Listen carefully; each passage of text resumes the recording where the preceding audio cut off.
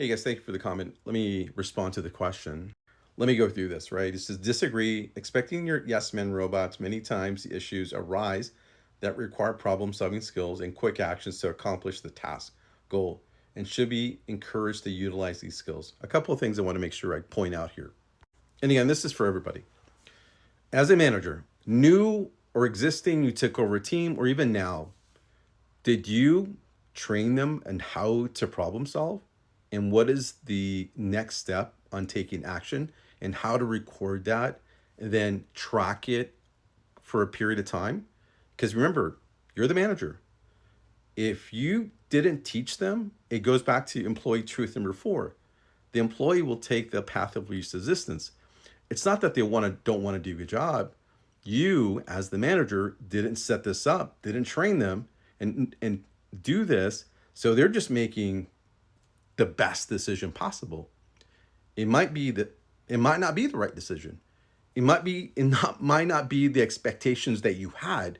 But guess what?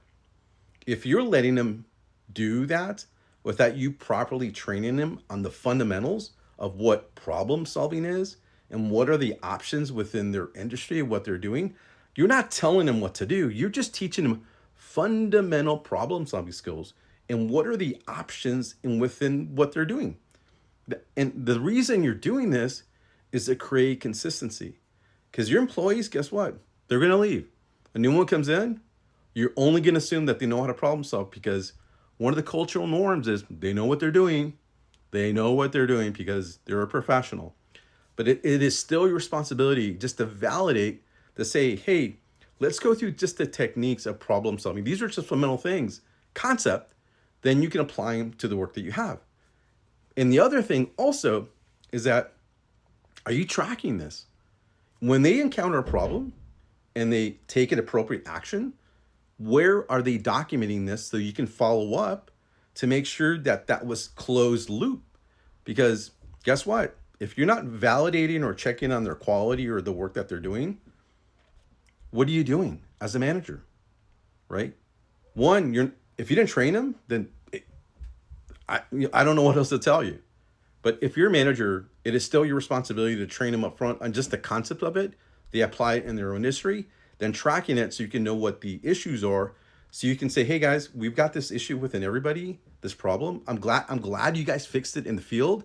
You use your training on doing that. And guess what?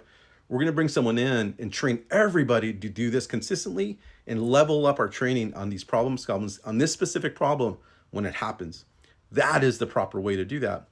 The next thing also, what you mentioned, encouraged, we're in business. We don't encourage employees. Our job, and this is exactly what I mean. This is like telling somebody, well, just take the initiative. No, no.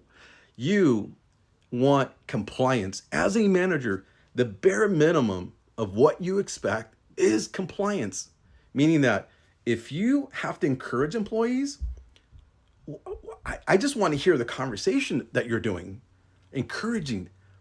How are you setting expectations? The simple expectation is to follow compliance, follow SOPs, and that's the bare minimum, right? Of course, you're going to establish relationships, but how do you hold someone accountable if you said, "Oh, I just encouraged him or her to do that"? That is completely that doesn't work.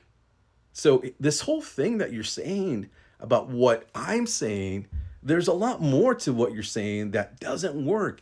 Well, all I'm trying to communicate to everybody here is exactly what I'm talking about here. Is that your employees should have everything possible to be successful, to include training and how to go about problem solving. Because remember, if a properly trained employee that understands how to problem solve, they can probably resolve the issue maybe 10 minutes, depending on what it is. But if they don't know, and you're only assuming that they know, it could take them an hour, 2 hours, or 3 hours because one, they don't want to self-incriminate themselves, and they're trying to make the decision because if you don't provide them training, path of least resistance, that's all they're doing. So please, everybody that is going through these comments, please listen to what I'm trying to communicate to you. And this is just an example of the the things that's happening in organizations because managers are not properly trained. Managers in organizations are not properly trained to understand the fundamentals.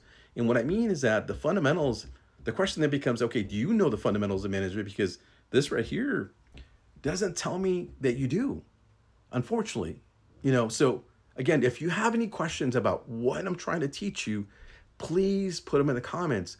And the thing about it also, and there's a video that I saw with somebody, I can't remember who it was, and before they cast a judgment on what they said, but the person said the person wasn't curious.